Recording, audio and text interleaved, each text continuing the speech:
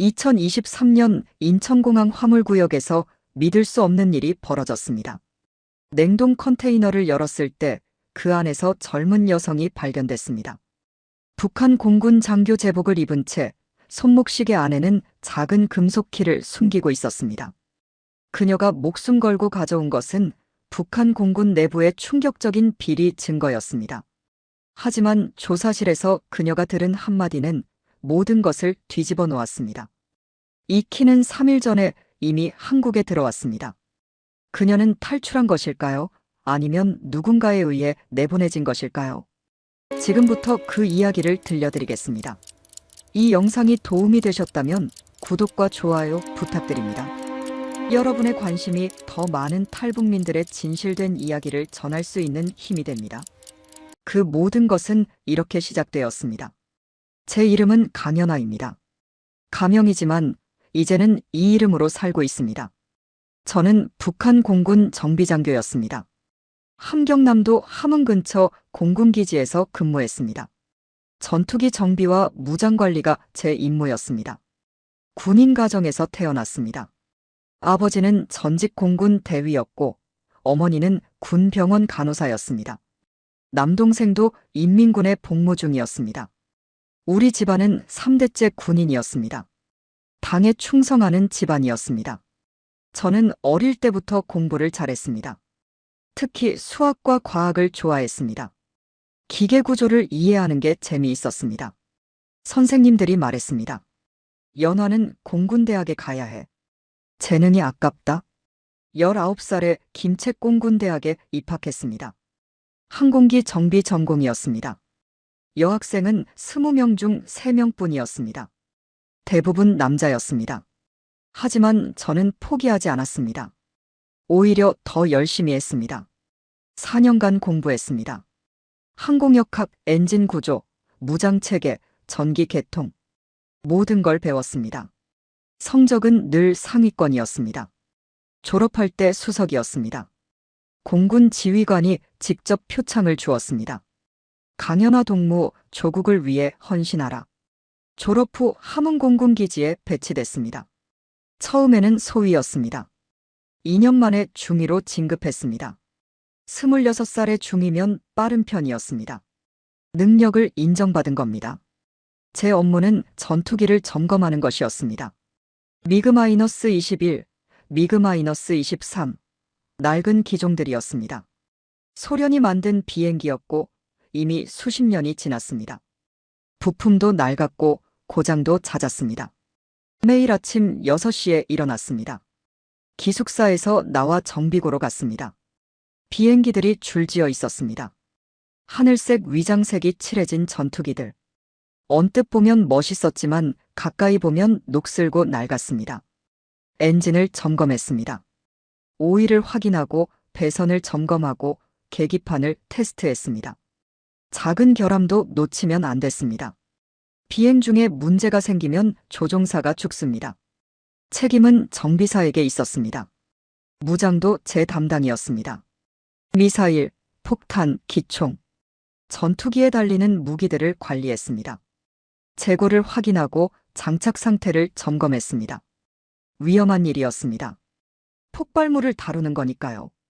하지만 저는 이 일을 좋아했습니다. 기계는 거짓말하지 않았습니다. 정확했고 논리적이었습니다. 사람들은 거짓말했지만 기계는 아니었습니다. 숫자와 계기판만 보면 모든 게 명확했습니다. 여자 장교라서 힘든 점도 많았습니다.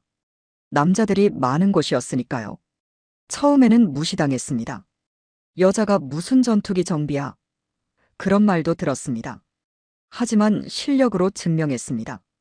제가 점검한 비행기는 한 번도 공중에서 고장난 적이 없었습니다. 박대좌가 제 상관이었습니다. 기지 정비부대장이었습니다. 50대 중반, 경력이 30년이 넘었습니다. 엄격하지만 공정한 사람이었습니다. 여자라고 차별하지 않았습니다. 연화동무, 실력이 좋아. 계속 그렇게 해. 박대좌는 저를 아꼈습니다. 어려운 일이 있으면 조언해 주었습니다. 군대는 복잡해. 조심해야 해. 너무 똑똑해 보이면 시기를 받아. 그 말이 무슨 뜻인지 나중에 알게 됐습니다. 기지 생활은 규칙적이었습니다. 아침 6시 기상, 아침 식사, 오전 점검, 점심 식사, 오후 점검, 저녁 식사, 사상학습, 취침. 매일 같은 패턴이었습니다. 지루했지만 안정적이었습니다. 사상학습은 귀찮았습니다. 매일 저녁 1시간씩 당의 정책을 배웠습니다. 위대한 수령님, 경애하는 장군님. 같은 말만 반복됐습니다. 하지만 안 들을 수 없었습니다. 빠지면 문제가 생겼습니다. 급여는 많지 않았습니다. 한 달에 3,000원 정도였습니다. 쌀 몇 킬로그램 살 정도였습니다. 배급도 있었지만 충분하지 않았습니다. 장마당에서 사야 했습니다. 어머니가 가끔 돈을 보내주셨습니다. 하지만 불만은 없었습니다. 다른 북한 사람들보다 나았으니까요. 군인은 배급이 있었고 숙소도 있었고 비교적 안정적이었습니다. 평범한 주민들은 더 힘들게 살았습니다. 주말에는 가끔 집에 갔습니다. 함흥까지 1시간 거리였습니다. 부모님을 뵀습니다. 어머니가 밥을 해주셨습니다. 옥수수밥에 김치, 된장국. 평범한 식사였지만 맛있었습니다. 집에서는 편했습니다. 동생도 만났습니다. 인민군 육군이었습니다. 휴가 때 만나면 군대 이야기를 나눴습니다. 누나, 공군은 좋지? 우리는 훈련이 너무 힘들어. 너희도 고생이 많구나. 아버지는 말이 적었습니다. 과묵한 성격이었습니다. 하지만 가끔 조언해 주셨습니다. 연화야, 군대에서는 조심해야 해. 말 조심, 행동 조심. 눈에 띄지 마라. 왜요, 아버지? 그냥 조심하는 게 좋아. 당시 저는 아버지 말을 이해하지 못했습니다. 왜 조심해야 하는지, 무엇을 조심해야 하는지. 하지만 나중에 알게 됐습니다. 아버지는 이미 알고 계셨던 겁니다. 군대의 어두운 면을요. 기지로 돌아오면 다시 일상이 시작됐습니다. 점검, 수리, 보고서 작성. 반복되는 일들이었습니다. 하지만 저는 만족했습니다. 제 자리가 있었고 제 역할이 있었으니까요. 26살, 저는 북한 공군 엘리트였습니다. 김책공군대학 수석 졸업, 함흥기지 정비 담당. 제 인생은 순탄했습니다. 당에 충성하고 조국을 위해 헌신하고 출세가도를 달리는 그런 미래를 꿈꿨습니다. 하지만 모든 것은 착각이었습니다. 제가 보던 세계는 표면일 뿐이었습니다. 그 아래에는 썩은 내가 진동하는 어둠이 있었습니다. 그리고 그 어둠이 곧 저를 삼키려 하고 있었습니다. 2023년 3월, 봄이 시작될 무렵이었습니다. 제 인생을 바꿔놓을 사건이 일어나기 시작했습니다. 2023년 3월 15일, 그날을 저는 평생 잊을 수 없습니다. 아침 점검을 마치고 정비고로 돌아왔을 때였습니다. 동료들이 웅성거리고 있었습니다. 들었어? 박대좌가. 믿을 수 없어. 불안한 분위기였습니다. 무슨 일이에요? 제가 물었습니다. 최중희가 낮은 목소리로 말했습니다. 연화동무 박대좌가 돌아가셨어. 뭐라고요? 귀를 의심했습니다. 어젯밤에 사고가 있었대. 자택에서. 머리가 멍해졌습니다. 박대좌가 죽었다고. 일주일 전에도 만났는데 건강하셨는데. 어떻게 갑자기 죽을 수 있을까요? 무슨 사고요? 그냥 사고래. 자세한 건 모르겠어. 위에서 함부로 말하지 말라고 했어. 점심시간에 소문이 돌았습니다. 누군가 조용히 말했습니다. 전기감전사래. 집에서 TV를 고치다가. TV를? 응, 이상하지. 박대좌가 전기기술자도 아닌데. 이상했습니다.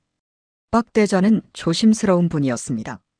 위험한 일은 전문가에게 맡기는 성격이었습니다. 직접 TV를 고치다가 감전사.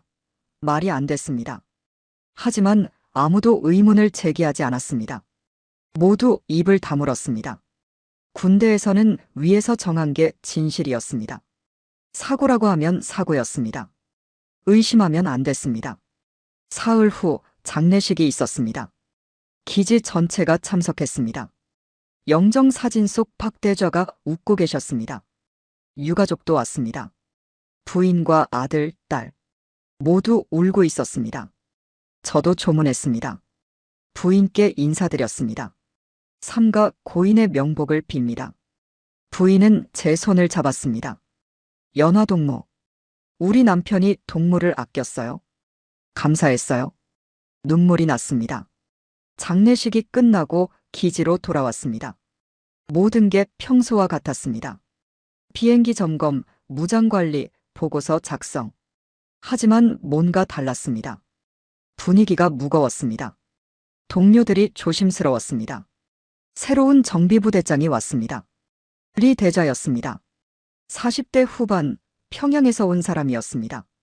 첫인상이 냉랭했습니다. 눈빛이 날카로웠고 말투가 차갑했습니다. 리 대좌가 첫 회의를 열었습니다. 동무들, 나는 리철수 대좌다. 이제부터 내가 정비부대를 책임진다. 규율을 강화할 것이다. 느슨함을 용납하지 않겠다. 위압적이었습니다. 특히 보고서 작성을 철저히 하라. 모든 결함을 상세히 기록해야 한다. 숨기거나 누락하면 처벌한다. 이해했나? 네. 우리는 대답했습니다. 하지만 이상했습니다. 왜 갑자기 보고서를 강조하는 걸까요? 일주일 후 리 대좌가 저를 불렀습니다. 강연하 중위, 내 사무실로 와. 긴장했습니다. 무슨 일일까요? 사무실에 들어갔습니다. 리 대좌가 서류를 보고 있었습니다. 앉았습니다. 연화동무 실력이 좋다고 들었어. 박 대좌가 아꼈다지. 네, 대좌 동무. 그래서 하나 물어보고 싶은데. 박 대좌가 이상한 행동을 한 적 있나? 이상한 행동이요? 응. 뭔가 숨기거나 보고서를 조작하거나 그런 거 말이야. 심장이 뛰었습니다. 왜 이런 질문을 하는 걸까요? 아니요, 그런 적 없습니다. 박 대좌는 정직하신 분이셨습니다. 리 대좌가 저를 빤히 쳐다봤습니다. 확실해? 네, 확실합니다. 좋아. 가봐. 네. 나오면서 불안했습니다. 뭔가 잘못됐습니다. 박 대좌를 조사하고 있는 겁니다. 저녁에 최중희를 만났습니다. 최동무, 이상하지 않아? 뭐가? 리 대좌가 박 대좌를 조사하는 것 같아. 나한테 이상한 행동 없었냐고 물었어. 최중희가 주위를 둘러봤습니다. 연화동무, 조심해. 함부로 말하지 마. 왜? 뭔가 알아. 나도 잘 모르겠어. 하지만 소문이 있어. 무슨 소문? 박 대좌가 위에서 찍혔다는 거야. 뭔가 문제를 제기했대. 그래서 말을 잇지 못했습니다. 그래서 뭐? 그래서 정리됐을 수도 있다는 거지. 사고가 아니라 충격이었습니다. 박 대좌가 숙청당했다는 말입니까? 증거는? 증거는 없어. 하지만 여기서는 다들 알아. 위에서 찍히면 끝이야. 밤에 잠을 이룰 수 없었습니다. 박 대좌가 떠올랐습니다. 착한 분이었습니다. 공정했고 정직했습니다. 그런 분이 왜 숙청당해야 합니까? 무슨 문제를 제기했을까요? 다음 날 정비구 청소를 하다가 이상한 걸 발견했습니다. 박 대좌 책상 뒤에 작은 공간이 있었습니다. 틈새였습니다. 손을 넣어봤습니다. 뭔가 만져졌습니다. 꺼냈습니다. 작은 노트였습니다. 노트를 펼쳤습니다. 박 대좌의 글씨였습니다. 날짜와 함께 메모들이 있었습니다. 3월 1일 5번기 엔진 결함 보고했으나 무시됨 3월 5일 7번기 무장재고 불일치 상부보고 거부당함 3월 10일 리 참모가 압력 보고서 조작 요구받음. 심장이 멈출 것 같았습니다. 박 대좌가 기지 내부의 문제를 기록한 겁니다. 결함 은폐, 재고 조작, 부정이 벌어지고 있었던 겁니다. 그리고 박 대좌가 저항했고 그래서 제거당한 겁니다. 마지막 페이지에는 짧은 문장이 있었습니다. 이 기지는 썩었다. 누군가는 진실을 알아야 한다. 하지만 나는 문장이 거기서 끝났습니다. 아마 쓰다가 중단한 것 같았습니다. 노트를 다시 숨겼습니다. 손이 떨렸습니다. 이걸 어떻게 해야 할까요? 신고해야 할까요? 하지만 누구에게? 위에서 이미 알고 있는 건데. 오히려 제가 위험해질 수도 있었습니다. 며칠 후 리 대좌가 회의를 열었습니다. 동무들, 앞으로 보고서는 내가 직접 검토한다. 모든 결함 보고는 나를 거쳐야 한다. 임의로 상부에 보고하지 마라. 이해했나? 네. 검열을 강화하는 겁니다. 저녁에 또 최중희와 이야기했습니다. 이상해. 왜 결함 보고를 통제하는 거지? 글쎄, 아마 숨기려는 게 있는 거 아닐까? 무엇을? 비행기 결함을 숨기고 예산을 빼돌리고. 그런 거 있잖아. 군대에서 흔한 일이야. 그럼 우리가 점검한 비행기가 실제로는 위험할 수도 있다는 거잖아. 그렇지. 하지만 어쩌겠어. 우리는 따를 수밖에 없어. 군인이잖아. 최중희의 말이 무기력했습니다. 그날 밤 저는 결심했습니다. 뭔가 잘못됐어. 이대로는 안 돼. 하지만 어떻게 해야 할지 몰랐습니다. 혼자서는 할 수 없었습니다. 증거도 필요했고 계획도 필요했습니다. 다음 날 무장 창고를 점검하러 갔습니다. 재고를 확인했습니다. 장부와 실제 재고가 맞지 않았습니다. 미사일 5발이 모자랐습니다. 이상했습니다. 어디로 간 걸까요? 상부에 보고하려고 했습니다. 하지만 리 대좌가 막았습니다. 그건 이미 처리된 거야. 신경 쓰지 마. 하지만 장부에는 내가 처리했다고 소리를 질렀습니다. 저는 입을 다물었습니다. 뭔가 큰일이 벌어지고 있었습니다. 박 대좌의 죽음, 리 대좌의 검열, 사라진 무기. 모든 게 연결돼 있는 것 같았습니다. 하지만 아직은 확실하지 않았습니다. 여러분도 아시다시피 군대에서는 명령에 복종해야 합니다. 의심하면 안 됩니다. 질문하면 안 됩니다. 하지만 저는 의심했습니다. 그리고 그 의심이 제 목숨을 구하게 될 줄은 몰랐습니다. 3월이 끝나갈 무렵 저는 알게 됐습니다. 제가 발을 담그고 있는 게 단순한 부정이 아니라 거대한 범죄 조직이라는 걸요. 그리고 그 조직이 곧 저를 표적으로 삼을 거라는 걸요. 4월 초 저는 진실에 한 걸음 더 가까워졌습니다. 야간 당직을 서게 됐습니다. 일주일에 한 번씩 돌아가며 섰습니다. 밤 10시부터 다음 날 아침 6시까지 정비고를 지키는 임무였습니다. 혼자였습니다. 밤 12시쯤 순찰을 돌았습니다. 정비고, 무장창고, 사무실 모두 확인했습니다. 이상 없었습니다. 다시 당직실로 돌아왔습니다. 새벽 2시 잠이 안 왔습니다. 커피를 마시러 사무실로 갔습니다. 불을 켰습니다. 조용했습니다. 기지 전체가 잠든 시간이었습니다. 커피를 끓이다가 문득 생각났습니다. 리 대좌 사무실. 들어가 본 적이 없었습니다.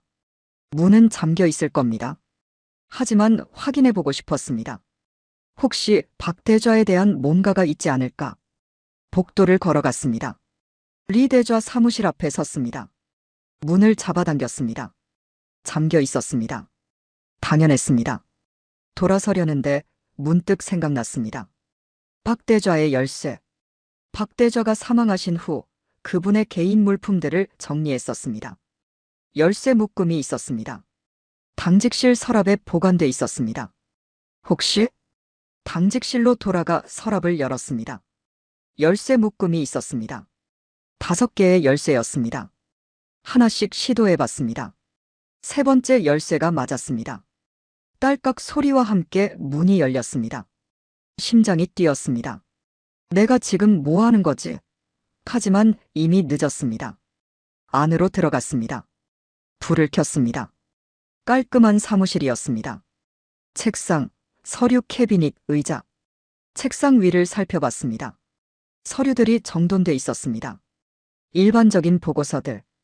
특별한 건 없었습니다. 서랍을 열어봤습니다. 문구류, 장부, 사진. 역시 평범했습니다. 서류 캐비닛으로 갔습니다. 잠겨 있었습니다. 열쇠를 시도했습니다. 4번째 열쇠가 맞았습니다. 열었습니다. 폴더들이 줄지어 있었습니다. 하나씩 꺼내봤습니다. 정비기록, 비행기록, 무장재고, 공식 문서들이었습니다. 하지만 맨 뒤에 검은색 폴더가 있었습니다. 다른 것들과 달랐습니다. 꺼냈습니다. 폴더를 펼쳤습니다. 첫 페이지에 붉은 글씨로 쓰여 있었습니다. 극비 마이너스 열람 제한 손이 떨렸습니다. 넘겼습니다. 리스트였습니다. 이름, 계급, 소속. 10명의 이름이 적혀 있었습니다. 각 이름 옆에 날짜와 조치 완료 또는 조치 예정이라고 쓰여 있었습니다. 첫 번째 이름이 눈에 들어왔습니다. 박철민 대좌 마이너스 2023.03 14 마이너스 조치 완료 박대좌였습니다. 날짜는 사망 전날이었습니다. 조치 완료. 숙청을 의미하는 겁니다. 다른 이름들도 봤습니다. 모두 기지 인원들이었습니다. 어떤 이는 이미 조치 완료였고 어떤 이는 조치 예정이었습니다. 공포가 엄습했습니다. 이건 숙청 명단입니다. 그리고 7번째 이름을 봤을 때 숨이 멎었습니다. 강연하 중이 마이너스 2023.04 15 마이너스 조치 예정. 제 이름이었습니다. 오늘이 4월 7일이니까 일주일 후였습니다. 일주일 후면 저도 조치된다는 겁니다. 죽는다는 겁니다. 다리에 힘이 빠졌습니다. 주저앉았습니다. 왜? 내가 뭘 잘못했지? 생각해봤습니다. 박대저와 가까웠습니다. 의심을 품었습니다. 질문했습니다. 그게 이유일까요? 폴더를 더 넘겼습니다. 다음 페이지에는 사유가 적혀 있었습니다. 박철민 마이너스 상부 지시 불복, 부정 폭로 시도, 제거 필요 최성호 중이 마이너스 과도한 호기심, 정보 누설 우려, 감시 중. 강연하 중이 마이너스 박철민 측근, 높은 관찰력, 위험 요소, 조치 예정. 저를 위험 요소로 본 겁니다. 관찰력이 높아서 박대저와 가까워서.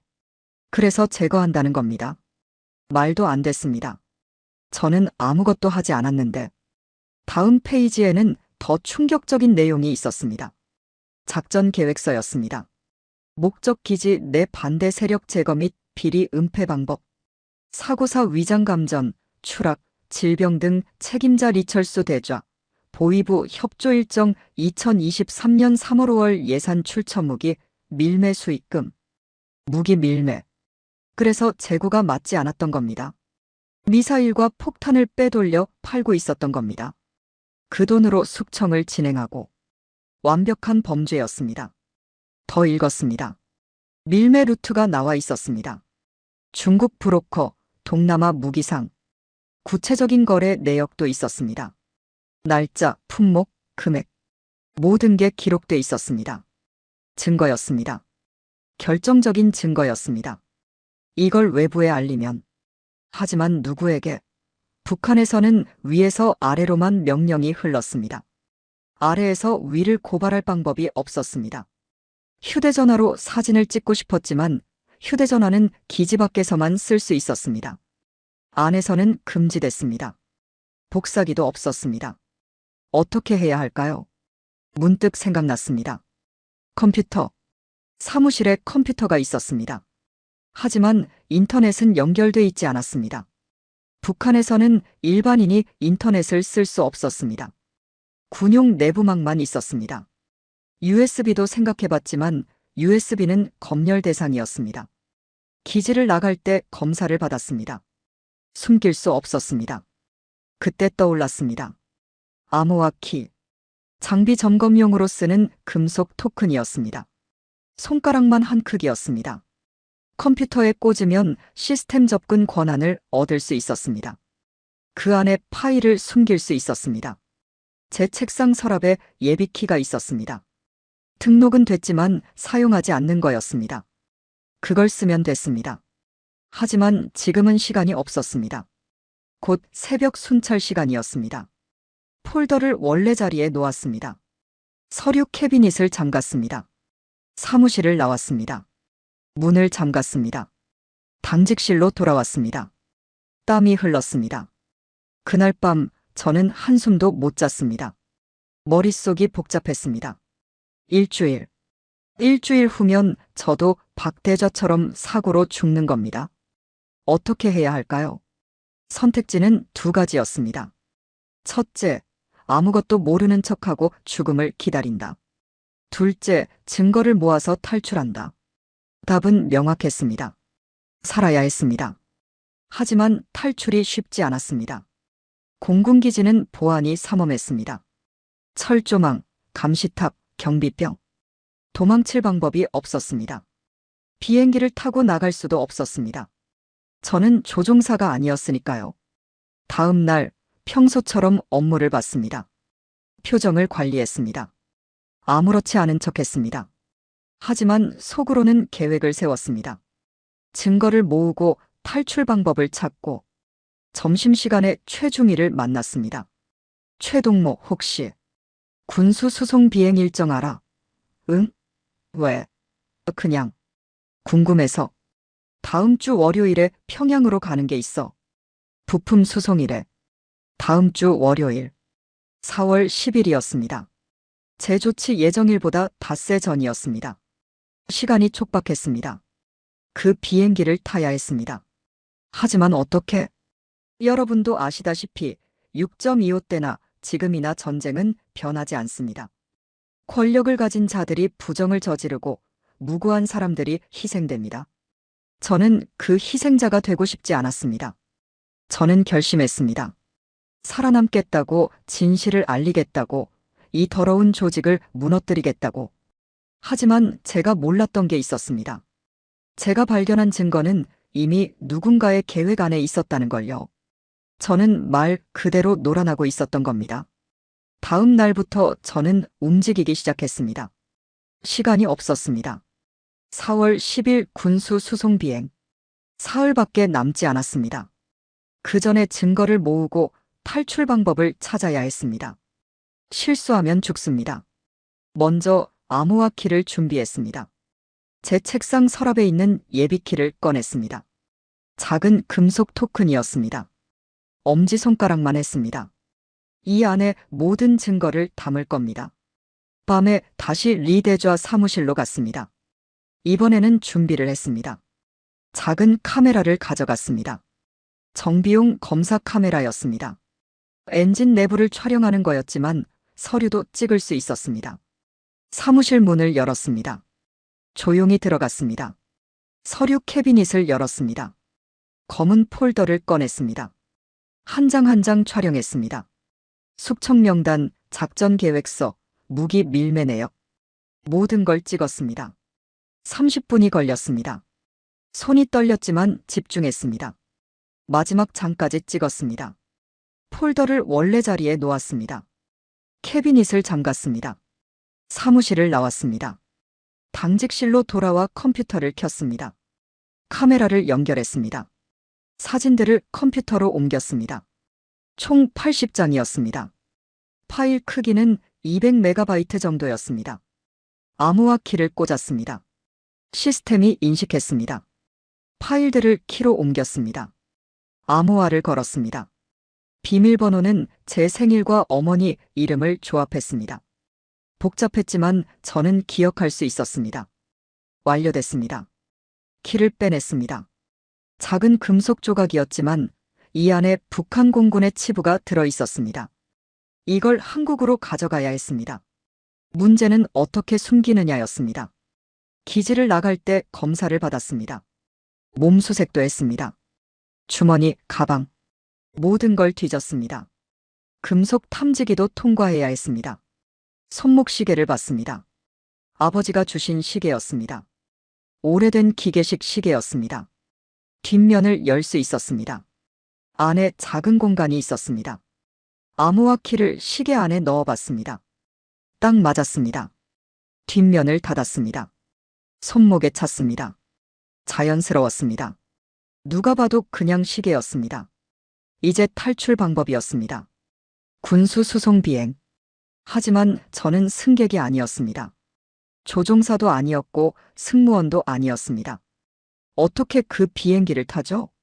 화물로 가는 방법을 생각했습니다. 비행기는 부품을 싣고 갔습니다. 엔진 부품, 무기 부품. 큰 상자들이었습니다. 그 안에 숨을 수 있을까요? 무장창고로 갔습니다. 수송용 컨테이너들이 있었습니다. 크기를 확인했습니다. 사람이 들어갈 만했습니다. 하지만 일반 컨테이너는 안 됐습니다. 검사를 받았으니까요. 냉동 컨테이너를 봤습니다. 식량 수송용이었습니다. 고기를 냉동해서 운반하는 거였습니다. 온도는 영하 20도였습니다. 사람이 들어가면 얼어 죽습니다. 하지만 방법이 있었습니다. 온도 조절 장치를 조작하면 됐습니다. 영하 20도가 아니라 영상 5도로 설정하면 추웠지만 견딜만 했습니다. 산소 공급 장치도 있었습니다. 냉각 시스템에 연결된 환기구였습니다. 계획을 세웠습니다. 4월 10일 새벽 비행기 출발 전에 냉동 컨테이너에 숨습니다. 온도 조절 장치를 조작합니다. 비행기가 이륙하고 평양에 도착하면 그 후는 모르겠습니다. 일단 기지를 벗어나는 게 먼저였습니다. 하지만 문제가 있었습니다. 평양에 가면 어떻게 하죠? 거기도 북한입니다. 탈북하려면 중국으로 가야 했습니다. 하지만 평양에서 중국까지는 수백 킬로미터였습니다. 고민하다가 다른 방법을 생각했습니다. 군수 수송 비행 일정을 자세히 봤습니다. 평양이 아니었습니다. 최중위가 잘못 안 거였습니다. 다시 확인해보니 중국 단둥까지 가는 거였습니다. 국경 지역이었습니다. 중국 단둥. 거기까지 가면 한국 대사관으로 갈 수 있었습니다. 아니면 한국행 비행기를 탈 수도 있었습니다. 희망이 보였습니다. 하지만 위험했습니다. 냉동 컨테이너 안에서 몇 시간을 버텨야 했습니다. 비행 시간은 2시간이었지만 실제로는 더 오래 걸렸습니다. 준비 시간, 대기 시간. 최소 5시간은 견딜 거였습니다. 추위에 대비해야 했습니다. 두꺼운 옷을 준비했습니다. 군용 방한복, 장갑, 모자. 몰래 챙겼습니다. 물과 초콜릿도 준비했습니다. 에너지가 필요했으니까요. 산소도 걱정이었습니다. 환기구가 있었지만 충분할까요? 계산해봤습니다. 컨테이너 용적은 3세제곱미터. 산소는 약 600리터.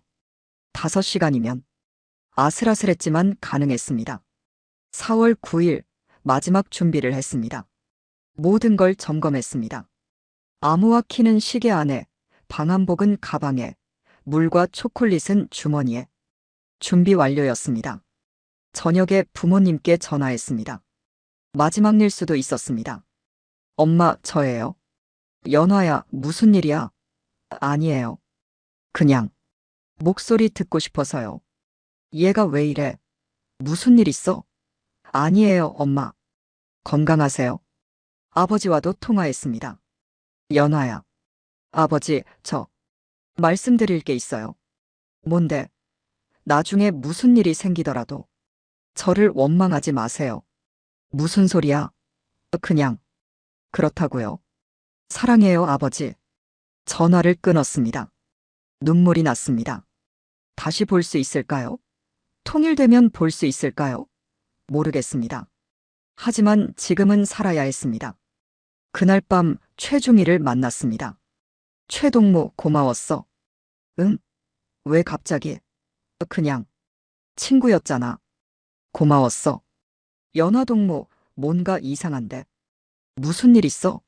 아니야. 걱정하지 마. 최중희는 좋은 사람이었습니다. 하지만 말할 수 없었습니다. 알면 위험했습니다. 연루되면 안 됐습니다. 혼자 가야 했습니다. 4월 10일 새벽 4시 일어났습니다. 모두 자고 있었습니다. 조용히 준비했습니다. 방한복을 입었습니다. 가방을 챙겼습니다. 손목시계를 확인했습니다. 암호화 키가 안에 있었습니다. 활주로로 갔습니다. 수송기가 서 있었습니다. 암-12 수송기였습니다. 낡았지만 튼튼한 비행기였습니다. 화물 적재가 진행 중이었습니다. 컨테이너들이 실리고 있었습니다. 냉동 컨테이너를 찾았습니다. 아직 비행기에 실리지 않았습니다. 옆에 대기하고 있었습니다. 주위를 살폈습니다. 아무도 없었습니다. 작업자들은 다른 컨테이너를 싣고 있었습니다. 컨테이너 문을 열었습니다. 차가운 공기가 나왔습니다. 온도 조절 장치를 조작했습니다. 영하 20도에서 영상 5도로 설정 완료했습니다. 안으로 들어갔습니다. 좁았습니다. 추웠습니다. 하지만 견딜만 했습니다. 문을 안에서 닫았습니다. 어두웠습니다. 손전등을 켰습니다. 앉아서 기다렸습니다. 심장이 터질 것 같았습니다. 이게 정말 가능할까? 의심이 들었습니다. 하지만 돌아갈 수 없었습니다. 이미 선택했습니다. 30분 후 컨테이너가 움직였습니다. 실리는 겁니다. 비행기 안으로 덜컹거렸습니다. 고정됐습니다. 엔진 소리가 들렸습니다. 곧 이륙할 겁니다. 여러분도 아시다시피 목숨을 건 도박은 한 번뿐입니다. 실패하면 죽습니다. 저는 그 도박을 시작했습니다. 그리고 저는 몰랐습니다. 이 모든 게 누군가의 각본대로 흘러가고 있다는 걸요. 비행기가 이륙했습니다. 엔진 소리가 커졌습니다. 진동이 느껴졌습니다. 몸이 뒤로 밀렸습니다. 이륙하는 겁니다. 컨테이너 안에서 벽을 붙잡았습니다. 떨렸습니다. 5분쯤 지나자 진동이 줄었습니다. 수평 비행에 들어간 겁니다. 긴장이 조금 풀렸습니다. 성공했어. 기지를 벗어났어. 안도의 한숨이 나왔습니다. 하지만 기쁨은 잠깐이었습니다. 추위가 느껴지기 시작했습니다. 온도 조절 장치를 영상 5도로 설정했지만 여전히 추웠습니다. 고도가 높아지면서 더 추워졌습니다. 방한복을 단단히 여몄습니다. 장갑을 꼈습니다. 모자를 눌러 썼습니다. 하지만 얼굴이 시렸습니다. 손가락도 시렸습니다. 견뎌야 해. 2시간만. 손전등으로 주위를 비췄습니다. 좁은 공간이었습니다. 3미터 정도였습니다. 금속벽이 사방을 둘러쌌습니다. 환기구가 위에 있었습니다. 작은 구멍이었습니다. 거기서 공기가 들어왔습니다. 물을 마셨습니다. 목이 말랐습니다. 긴장 때문이었습니다. 초콜릿도 한 조각 먹었습니다. 에너지가 필요했습니다. 추위와 싸우려면 칼로리가 필요했으니까요. 시간이 천천히 갔습니다. 손목시계를 봤습니다. 10분밖에 안 지났습니다. 아직 1시간 50분이나 남았어. 길게 느껴졌습니다. 추위가 점점 심해졌습니다. 이가 딱딱 부딪혔습니다. 몸을 움츠렸습니다. 팔로 몸을 감쌌습니다. 온기를 지키려고 했습니다. 하지만 추위는 계속 파고들었습니다. 발가락 감각이 없어졌습니다. 손가락도 저렸습니다. 동상에 걸리는 건가? 걱정됐습니다. 하지만 어쩔 수 없었습니다. 그냥 견뎌야 했습니다. 30분쯤 지났을 때 호흡이 힘들어졌습니다. 산소가 부족한 것 같았습니다. 숨을 크게 쉬었습니다. 하지만 공기가 부족했습니다.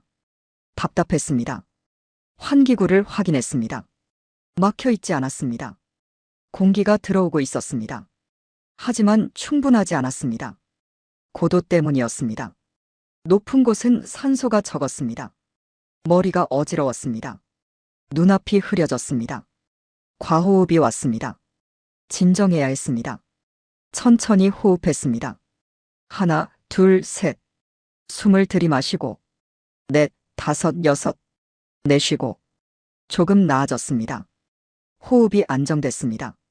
하지만 여전히 어지러웠습니다. 벽에 기댔습니다. 눈을 감았습니다. 정신 차려. 아직 멀었어. 40분쯤 지났을 때 갑자기 비행기가 흔들렸습니다. 난기류였습니다. 컨테이너가 덜컹거렸습니다. 몸이 벽에 부딪혔습니다. 아! 소리가 나왔습니다. 계속 흔들렸습니다. 위아래로 좌우로. 멀미가 났습니다. 속이 메스꺼웠습니다. 토할 것 같았습니다. 참았습니다. 토하면 안 됐습니다. 좁은 공간에서 토하면 더 힘들어졌습니다. 눈을 감고 버텼습니다. 흔들림이 계속됐습니다. 5분, 10분. 영원처럼 느껴졌습니다. 마침내 흔들림이 멈췄습니다. 난기류를 벗어난 겁니다. 1시간이 지났습니다. 반쯤 온 겁니다. 조금만 더. 스스로를 다독였습니다. 하지만 몸이 말을 듣지 않았습니다. 너무 추웠고, 너무 답답했고, 너무 힘들었습니다. 환각이 보이기 시작했습니다. 저산소증 증상이었습니다. 어머니가 보였습니다. 손을 흔들고 계셨습니다. 엄마. 손을 뻗었습니다. 하지만 아무것도 없었습니다. 환각이었습니다. 아버지도 보였습니다. 연화야, 힘내라. 아버지. 하지만 역시 환각이었습니다. 정신을 차렸습니다. 이러면 안 돼. 정신 차려야 해. 뺨을 때렸습니다. 따끔했습니다. 정신이 조금 들었습니다. 물을 마셨습니다. 남은 초콜릿을 다 먹었습니다. 에너지를 보충해야 했습니다. 1시간 30분이 지났습니다. 이제 30분 남았습니다. 조금만 더. 조금만 더 버티면 돼. 주문처럼 되뇌었습니다. 하지만 의식이 흐려졌습니다. 눈꺼풀이 무거웠습니다. 잠들면 안 되는데. 잠들면 얼어 죽을 수도 있는데. 하지만 견딜 수 없었습니다. 잠깐만. 잠깐만 자자. 눈을 감았습니다. 어둠이 밀려왔습니다. 얼마나 지났을까요? 충격에 깼습니다. 쿵 소리가 났습니다. 비행기가 착륙한 겁니다. 눈을 떴습니다. 몸이 움직이지 않았습니다. 얼어붙은 것 같았습니다. 엔진 소리가 멈췄습니다. 도착한 겁니다. 어디일까요? 중국? 평양? 모르겠습니다. 하지만 살아 있었습니다. 성공한 겁니다. 움직이려고 했습니다. 손가락이 움직였습니다. 발가락도 천천히 몸을 일으켰습니다. 온몸이 아팠습니다. 관절이 뻣뻣했습니다. 근육이 경직됐습니다. 컨테이너 밖에서 소리가 들렸습니다. 작업자들이었습니다. 화물을 내리는 겁니다. 조용히 기다렸습니다. 제 컨테이너 차례가 올 때까지 30분쯤 지났습니다. 컨테이너가 움직였습니다. 내려지는 겁니다. 덜컹거렸습니다. 바닥에 놓였습니다. 발소리가 멀어졌습니다. 작업자들이 간 겁니다. 잠시 기다렸습니다. 조용해졌습니다. 문을 밀었습니다. 열렸습니다. 빛이 들어왔습니다. 눈이 부셨습니다. 밖으로 나왔습니다. 화물창고였습니다. 넓었습니다. 컨테이너들이 줄지어 있었습니다. 사람은 없었습니다. 어디일까요? 창문으로 밖을 봤습니다. 비행장이었습니다. 하지만 북한 비행장과 달랐습니다. 건물이 달랐고 표지판이 달랐습니다. 한글이 아니었습니다. 중국어였습니다. 중국이야. 기뻤습니다. 중국에 도착한 겁니다. 단둥일까요? 확실하지 않았지만 중국이면 됐습니다. 여기서 한국으로 갈 수 있었습니다. 하지만 문제가 있었습니다. 어떻게 나가죠? 화물구역을 벗어나야 했습니다. 보안이 있을 겁니다. 들키면 북한으로 송환될 수도 있었습니다. 주위를 살폈습니다. 문이 보였습니다. 직원 전용이라고 쓰여 있었습니다. 중국어였지만 이해할 수 있었습니다. 그 문으로 가야 했습니다. 조심스럽게 다가갔습니다. 문을 열었습니다. 복도였습니다. 조용했습니다. 걸었습니다. 빠르게 하지만 조심스럽게. 복도 끝에 출구가 보였습니다. 밖으로 나가는 문이었습니다. 달려갔습니다. 문을 열었습니다. 밖이었습니다. 공항이었습니다. 사람들이 보였습니다. 중국 사람들. 자유로워 보였습니다. 저도 곧 자유로워질 겁니다. 택시를 탔습니다. 한국 영사관. 중국어로 말했습니다. 운전사가 고개를 끄덕였습니다. 출발했습니다. 차 안에서 손목시계를 확인했습니다. 암호화 키가 안전했습니다. 증거가 있었습니다. 이제 한국에 가서 모든 걸 밝힐 겁니다. 30분 후 한국 영사관에 도착했습니다. 건물이 보였습니다. 태극기가 걸려 있었습니다. 눈물이 났습니다. 해냈어. 살아남았어. 영사관 문을 두드렸습니다. 직원이 나왔습니다. 도와주세요. 저는 북한에서 왔습니다. 뭐라고요? 탈북했습니다. 보호해주세요. 직원이 놀랐습니다. 들어오세요. 안으로 들어갔습니다. 따뜻했습니다. 안전했습니다. 드디어 자유였습니다. 하지만 진짜 충격은 이제부터였습니다. 중국 영사관에서 이틀을 보냈습니다. 직원들이 친절했습니다. 방을 주었고, 옷을 주었고, 음식을 주었습니다. 건강검진도 받았습니다. 경미한 동상과 탈수 증상이 있었지만 생명에는 지장 없었습니다. 기적이에요. 그 추위를 견디다니. 의사가 말했습니다. 국정원에서 연락이 왔습니다. 연아 씨, 한국으로 모시겠습니다. 특별기를 준비했습니다. 정말요? 네, 이틀 후에 출발합니다. 준비하세요. 이틀 동안 조사를 받았습니다. 신원 확인, 탈북 경위, 북한 정보. 많은 질문이 있었습니다. 저는 솔직하게 대답했습니다. 박대좌의 죽음, 숙청 명단, 무기 밀매. 증거가 있나요? 조사관이 물었습니다. 손목시계를 보여줬습니다. 여기에 있어요. 뒷면을 열었습니다. 암호화 키를 꺼냈습니다. 이 안에 모든 증거가 들어 있습니다. 조사관이 놀랐습니다. 대단하시네요. 이걸 어떻게 시계 안에 숨겼어요? 검사를 피하려고. 영리하셨어요? 이 자료는 매우 중요할 겁니다. 4월 13일 한국행 비행기를 탔습니다. 특별기였습니다. 작은 비즈니스 제트기였습니다. 국정원 직원 2명이 함께 탔습니다. 편히 가세요. 3시간이면 도착합니다. 창밖을 봤습니다. 중국 땅이 멀어졌습니다. 구름이 보였습니다. 하늘이 넓었습니다. 자유다. 진짜 자유다. 실감이 났습니다. 3시간을 날아 인천국제공항에 도착했습니다. 2023년 4월 13일 오후 3시. 제가 대한민국 땅을 밟은 순간이었습니다. 비행기에서 내렸습니다. 공항 직원들이 기다리고 있었습니다. 환영합니다, 연아 씨. 악수했습니다. 따뜻했습니다. 눈물이 났습니다. 화물구역을 지나 특별 출입구로 갔습니다. 일반 승객들과 섞이지 않았습니다.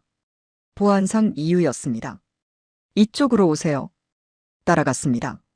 작은 방으로 안내됐습니다. 간이 조사실이었습니다. 책상, 의자, 컴퓨터. 간단했습니다. 잠깐 대기해 주세요. 조사관이 곧 오실 겁니다. 30분쯤 기다렸습니다. 문이 열렸습니다. 정장을 입은 남자가 들어왔습니다. 40대 후반, 날카로운 눈빛. 국정원 요원 같았습니다. 강연아 씨 맞으시죠? 네. 저는 김 팀장입니다. 국가정보원 북한 담당입니다. 몇 가지 질문하겠습니다. 네, 알겠습니다. 먼저 탈북 경위를 간단히 설명해 주시겠어요? 저는 설명했습니다. 박대좌의 죽음, 숙청 명단 발견, 증거 수집, 냉동 컨테이너 탈출. 모든 걸 이야기했습니다. 김 팀장이 듣고 있었습니다. 표정이 없었습니다. 메모를 하고 있었습니다. 제가 말을 마치자 그가 물었습니다. 증거는 가지고 계시죠? 네, 여기 있어요. 손목시계를 벗었습니다. 뒷면을 열어 암호화 키를 꺼냈습니다. 책상 위에 놓았습니다. 이 안에 모든 증거가 있어요. 숙청 명단, 무기 밀매 내역, 작전 계획서. 김 팀장이 키를 집어들었습니다. 자세히 봤습니다. 그리고 저를 쳐다봤습니다. 그의 눈빛이 이상했습니다. 뭔가 동정 같은 게 보였습니다. 연아 씨, 그가 천천히 말했습니다. 이 키 말이에요. 제 심장이 뛰기 시작했습니다. 불길한 예감이 들었습니다. 이 키는 3일 전에 이미 한국에 들어왔습니다. 시간이 멈춘 것 같았습니다. 뭐라고요? 4월 10일에 다른 루트로 동일한 자료가 도착했어요. 똑같은 숙청 명단, 똑같은 무기 밀매 내역. 모든 게 일치합니다. 머리가 멍해졌습니다. 그게 무슨 말씀이세요? 김 팀장이 파일을 꺼냈습니다. 열었습니다. 서류들이 보였습니다. 제가 촬영한 것과 똑같았습니다.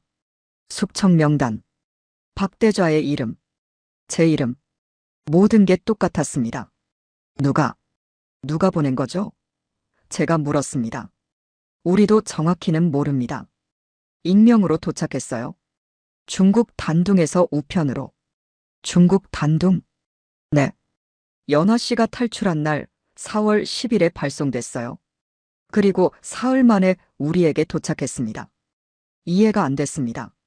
그럼 제가 가진 건 중복입니다. 연화 씨가 가져온 자료는 이미 우리가 가지고 있는 거예요. 충격이었습니다. 목숨 걸고 가져온 증거가 이미 한국에 있었다고요? 하지만 어떻게? 김 팀장이 의자를 당겨 앉았습니다. 연화 씨, 이상하다고 생각하지 않았어요?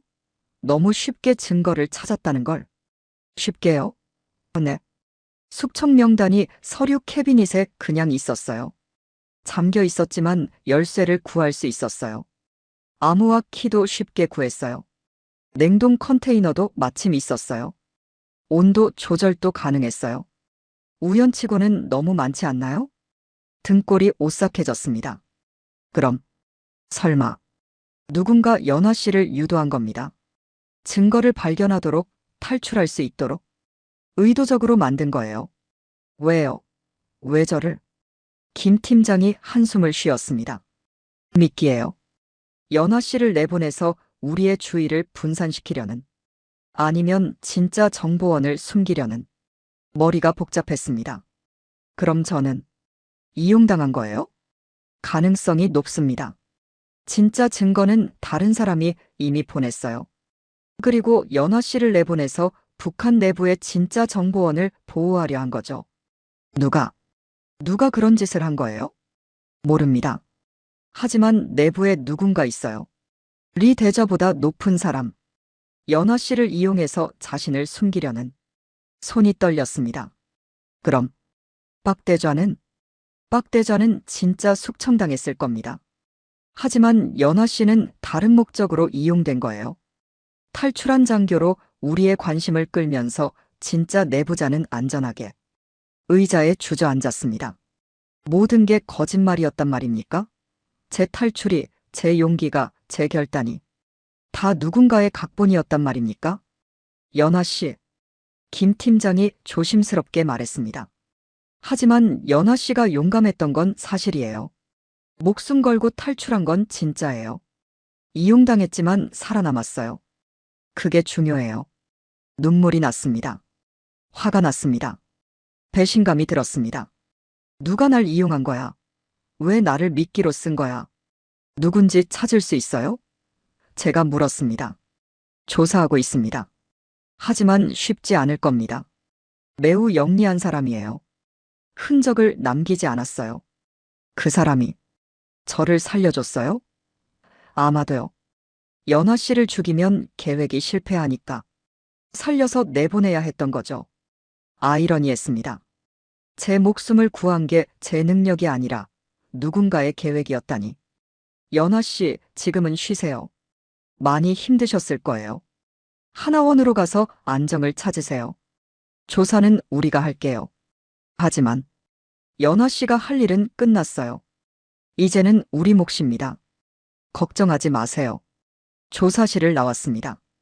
복도를 걸었습니다. 다리에 힘이 없었습니다. 나는 뭐였지? 영웅? 아니면 꼭두각시? 여러분도 아시다시피 전쟁에서는 정보가 가장 중요합니다. 그리고 때로는 사람도 정보처럼 쓰입니다. 저는 그 도구였던 겁니다. 하지만 한 가지는 확실했습니다. 저는 살아 있었습니다. 자유로웠습니다. 비록 이용당했지만 북한을 벗어났습니다. 그리고 진실을 알았습니다. 이제 새로운 질문이 생겼습니다. 누가 저를 이용한 걸까요? 그리고 왜? 하나원에서 석 달을 보냈습니다. 다른 탈북민들과 함께 한국 사회를 배웠습니다. 하지만 제 머릿속에는 한 가지 질문만 맴돌았습니다. 누가 나를 이용했을까? 밤마다 생각했습니다. 누가 증거를 먼저 보냈을까? 누가 저를 탈출하게 만들었을까? 리 대좌? 아니면 더 높은 사람? 보위부? 아니면 하나원 교육이 끝나고 서울로 왔습니다. 정부에서 아파트를 지원해줬습니다. 작은 원룸이었습니다. 혼자 살기 시작했습니다. 국정원에서 연락이 왔습니다. 연아 씨, 조사 결과가 나왔습니다. 만나서 설명해드리겠습니다. 알겠습니다. 일주일 후 국정원 사무실로 갔습니다. 김 팀장이 저를 맞았습니다. 어서 오세요, 연아 씨. 건강하신가요? 네, 괜찮습니다. 그런데 조사 결과는 회의실로 갔습니다. 파일이 놓여 있었습니다. 두꺼웠습니다. 석 달 동안 조사했습니다. 결론을 말씀드리죠. 김 팀장이 파일을 열었습니다. 먼저 증거를 보낸 사람을 찾았습니다. 제 심장이 뛰었습니다. 누구예요? 최성호 중위입니다. 최동모.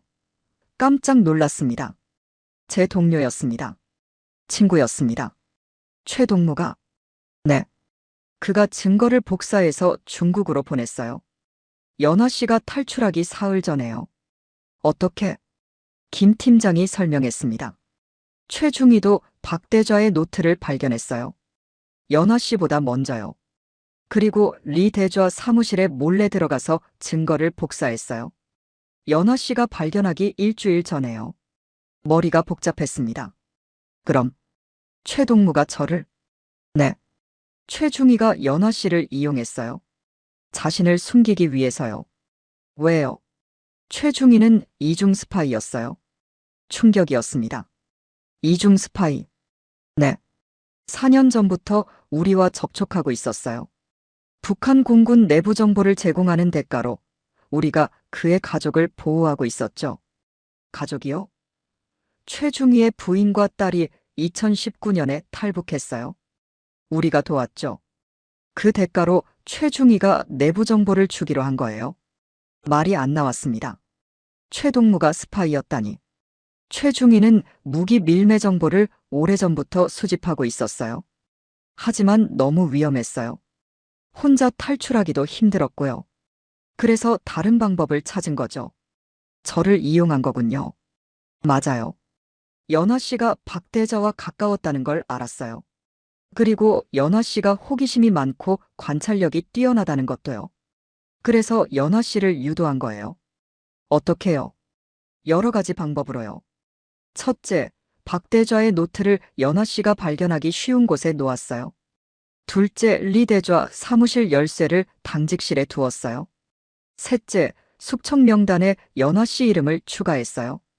뭐라고요? 원래 명단에는 연아 씨 이름이 없었어요. 최중희가 넣은 거예요.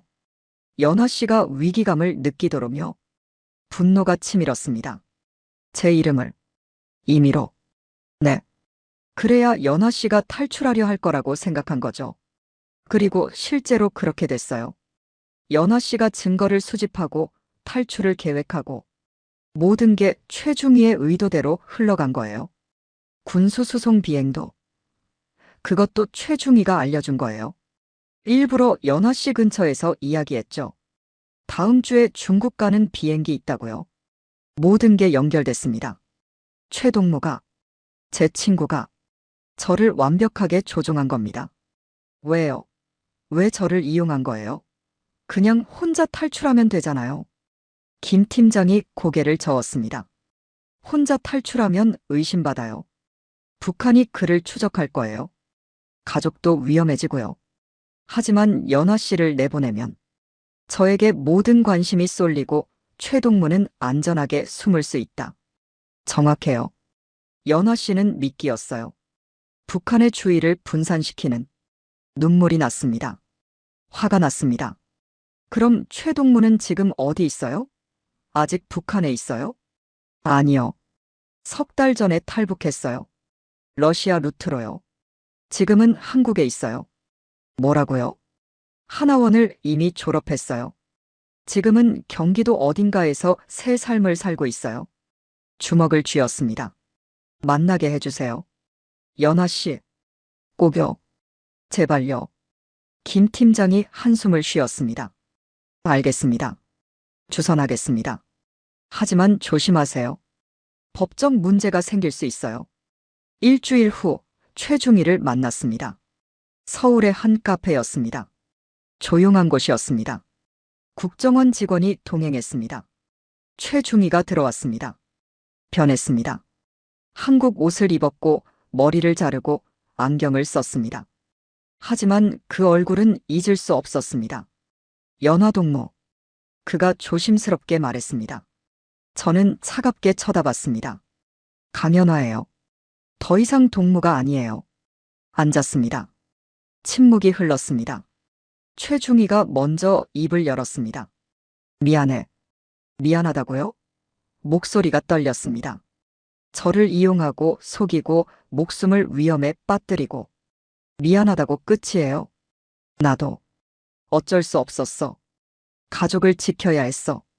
딸을 지켜야 했어. 그래서 저를 미끼로 쓴 거예요? 제 목숨은 상관없고요. 아니야. 내가 살 수 있게 만들었어.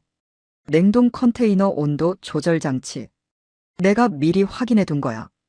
내가 얼어 죽지 않도록. 산소 공급 장치도 내가 점검했어. 그게 변명이 돼요? 제 허락도 없이 제 의사도 묻지 않고 일방적으로 저를 이용한 게 정당화돼요?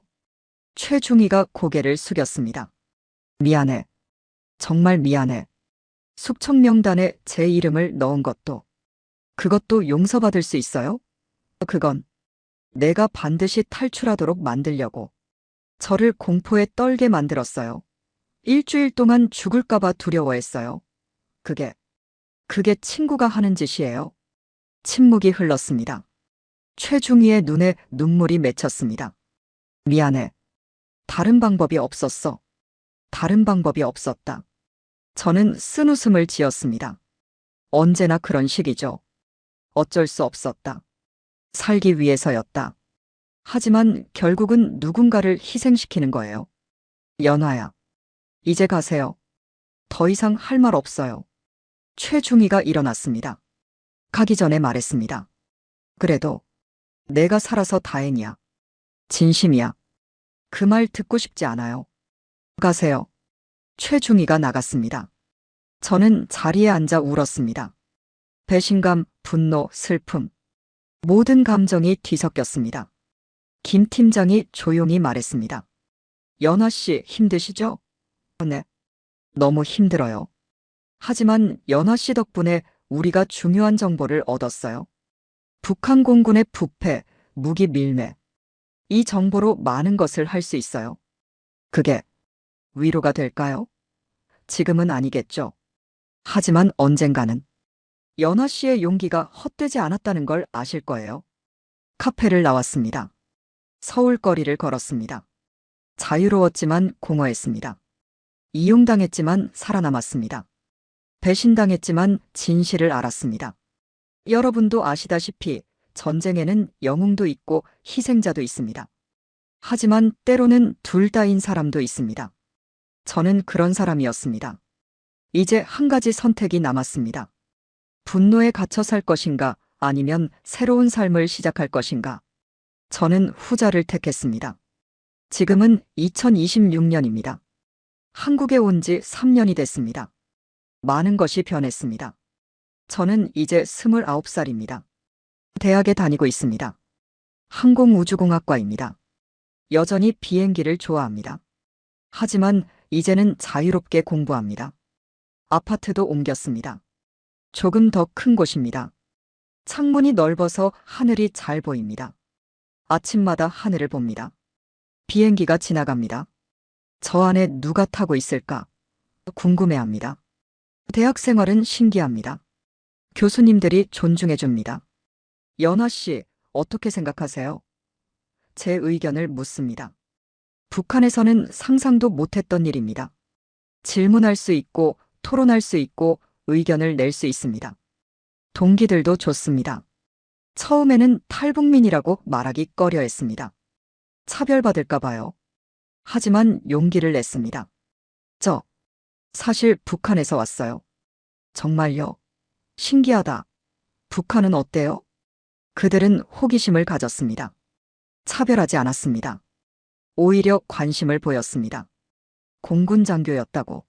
대단한데. 친구가 됐습니다. 진짜 친구요. 일도 시작했습니다. 항공정비회사에서 인턴으로 일합니다. 제 경험을 인정받았습니다. 북한 공군 출신이면 실력이 좋겠네요. 처음으로 제 과거가 자산이 됐습니다. 일하면서 느낍니다. 한국 항공산업은 선진적입니다. 장비도 좋고 시스템도 체계적이고 무엇보다 안전합니다. 북한과는 비교가 안 됩니다. 여기서 일할 수 있어서 행운이야. 최중위와는 연락하지 않습니다. 용서하지 못했습니다. 하지만 미워하지도 않습니다. 그도 생존하려 했을 뿐입니다. 이해는 안 되지만 받아들였습니다. 다 지나간 일이야. 앞으로 나아가자. 가끔 악몽을 꿉니다. 숙청 명단이 떠오르고 냉동 컨테이너 속 추위가 느껴지고 조사실의 충격이 재현됩니다. 잠에서 깨면 식은땀이 흐릅니다. 하지만 예전보다 낫습니다. 시간이 치유하고 있습니다. 상담도 받습니다. 일주일에 한 번씩 심리상담사를 만납니다. 연아 씨, 많이 나아지셨어요? 트라우마가 줄고 있어요. 정말요? 네, 처음보다 훨씬 밝아지셨어요. 부모님 생각은 여전히 많이 납니다. 제가 탈북한 후 어떻게 됐을까요? 처벌받으셨을까요? 걱정됩니다. 밤마다 기도합니다. 엄마, 아빠 건강하세요. 언젠가 다시 만나요. 통일을 꿈꿉니다. 통일되면 고향에 갈 수 있습니다. 부모님을 만날 수 있습니다. 함흥 공군기지도 다시 볼 수 있습니다. 그날이 오길 기다립니다. 작년에는 방송에 나갔습니다. 탈북민 이야기를 다루는 프로그램이었습니다. 냉동 컨테이너로 탈출한 공군 장교 제 이야기를 했습니다. 조심스러웠습니다. 최중위 이야기는 빼고 제 용기와 생존에 초점을 맞췄습니다. 반응이 뜨거웠습니다. 감동받았어요. 용기에 박수를 보냅니다. 잘 사세요. 많은 분들이 응원해 주셨습니다. 어떤 분은 딸이 공군을 지망하는데 연아 씨가 롤모델이래요라고 하셨습니다. 북한 군부 비리도 폭로했습니다. 안전하게, 조심스럽게 국정원과 협의해서 발표했습니다. 북한 공군 내 무기 밀매 실태 언론에 나갔습니다. 충격을 줬습니다. 이 정보는 매우 중요합니다. 북한 군부의 부패를 보여주는 증거예요. 전문가들이 말했습니다. 제가 목숨 걸고 가져온 정보가 세상에 알려졌습니다. 비록 제 의도대로는 아니었지만 결과적으로는 의미가 있었습니다. 동료 탈북민들과도 만납니다. 정기적으로 모임이 있습니다. 연아 씨, 요즘 어때요? 좋아요. 대학도 다니고 일도 하고. 부럽다. 나도 열심히 해야겠네. 서로 격려합니다. 힘든 일을 나눕니다. 함께 웃고 함께 울고. 같은 경험을 한 사람들이니까요. 혼자가 아니구나. 위로가 됩니다. 북한에 남은 사람들을 위한 단체도 만들었습니다. 자유를 향한 날개라는 이름입니다. 북한 군인들의 인권을 알리는 단체입니다. 저 혼자는 아닙니다. 다른 전직 군인 탈북민들과 함께합니다. 북한 군대는 폭력과 굶주림이 일상입니다. 국제사회가 관심을 가져야 합니다. 우리는 목소리를 냅니다. 작은 목소리지만 포기하지 않습니다. 언젠가는 변화가 올 거라고 믿습니다. 여러분께 말씀드리고 싶습니다. 북한에는 저 같은 사람들이 많습니다. 체제의 의문을 품고 진실을 갈구하고 자유를 꿈꾸는, 하지만 탈출할 용기가 없는 사람들입니다. 그들을 위해 우리가 목소리를 내야 합니다. 북한 주민들이 겪는 고통을, 군인들이 당하는 부조리를 세상에 알려야 합니다. 그래야 변화가 시작됩니다. 탈북민들을 따뜻하게 맞아주시길 부탁드립니다. 우리는 자유를 찾아온 사람들입니다. 같은 민족입니다. 조금 다를 뿐 같은 한국 사람입니다. 손을 내밀어 주세요. 제 이야기는 특별하지 않을 수도 있습니다. 이용당했고 미끼가 됐고 조종당했습니다. 하지만 살아남았습니다. 자유를 얻었습니다. 그리고 새로운 삶을 시작했습니다. 여러분도 아시다시피 6.25 이후 우리는 분단됐습니다. 70년 넘게 떨어져 있습니다. 하지만 같은 민족입니다. 언젠가는 다시 만날 겁니다. 통일이 될 겁니다. 그날을 준비해야 합니다. 저는 꿈이 있습니다. 통일된 한국에서 남북의 청년들에게 항공기술을 가르치는, 평양에서도 서울에서도 함흥에서도 자유롭게 오가며 일하는 그런 날이 오길 꿈꿉니다. 그때까지 저는 열심히 살 겁니다. 공부하고 일하고 경험을 쌓고 통일 후에 기여할 수 있도록 준비하겠습니다. 그게 탈북민으로서 제 책임이라고 생각합니다.